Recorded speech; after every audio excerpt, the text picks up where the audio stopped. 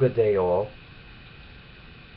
This is the audio in which it is that I wanted to create of a paper that I have here, and just so that some could understand why do we suffer and why is God even allowing us to suffer. But He is a hearer of prayer, and soon these things will come to pass.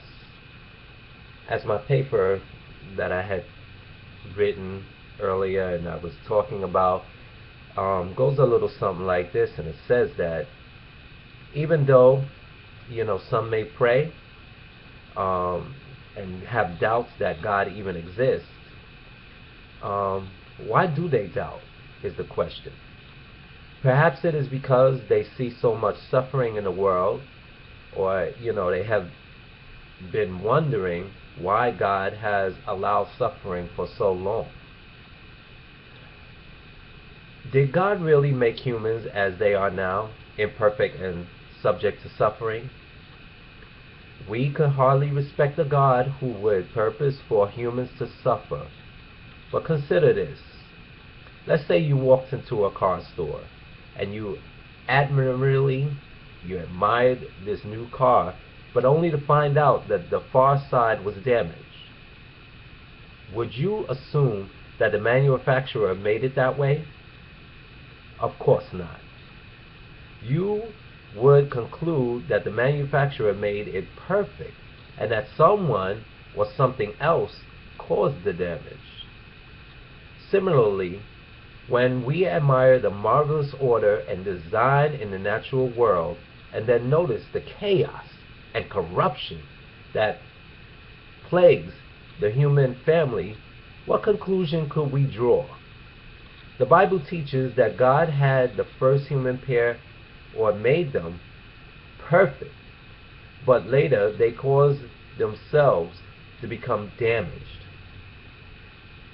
The good news is that God has promised to repair the damage, to restore obedient humans to perfection. Why though has He waited so long, you might ask? The reason has to do with the question of who should rule mankind. God never intended that humans should rule themselves. He was to be their ruler. The Bible itself says, "It does not belong to man who is walking even to direct his step." Sadly, the first human couple chose to rebel against God's rulership. Their lawless act made them sinners. As a result, they lost their perfection and caused damage to themselves and all of their offspring down to us. For thousands of years, God has allowed humans to rule themselves, and history has demonstrated that humans do not have the ability to do so. It shows that all human governments cause suffering. Not one has ever eliminated war, crime, injustice, or even disease. The Bible promises that God will soon bring about a righteous new world. You can read that at 2 Peter chapter 3 and verse 13.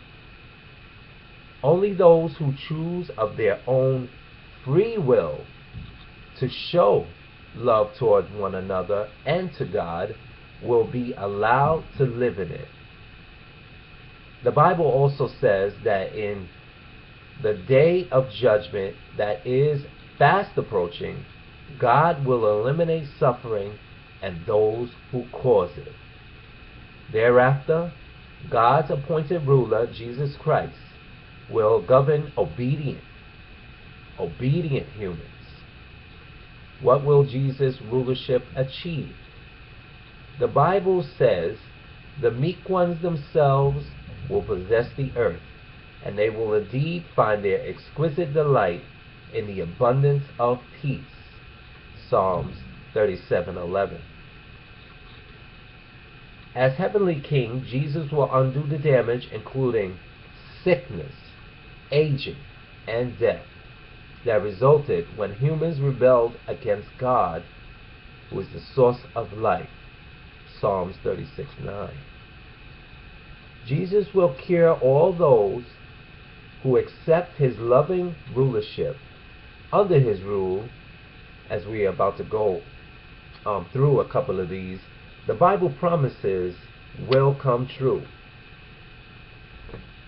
No resident will say, I am sick. I am sick. No resident will say this. The people that are dwelling in the land will be those pardoned for their error. Isaiah 33:24. God will wipe out every tear from their eyes, and death will be no more. Neither will mourning, nor outcry, nor pain be any more. The former things have passed away. Revelation 21:4. Is it not comforting to know that soon God will fulfill his promise to end all suffering? Let me ask that again. Is it not comforting to know that soon God will fulfill his promise to end all suffering? Meanwhile, we need not lose confidence that he hears our prayers just because he presently allows suffering. God is there. He can hear you, just as he hears me. Even your expressions of pain and sorrow he can hear. And he is eager to see you live to enjoy the time when all your doubts and pain will be gone forever. He is eager to see you live in a time like this, where you will be able to enjoy abundant peace throughout the rest of your life, even forever. Isn't that something good to look forward to, rather than the misery that we see in the world today? I think I would say so. So, that's what I just wanted to say at this time. I hope it goes well with you. I hope you have heard me, and I hope it makes sense. If you have any questions, you're more than welcome to ask me. I'll talk to you guys soon. Take care now. Shalom.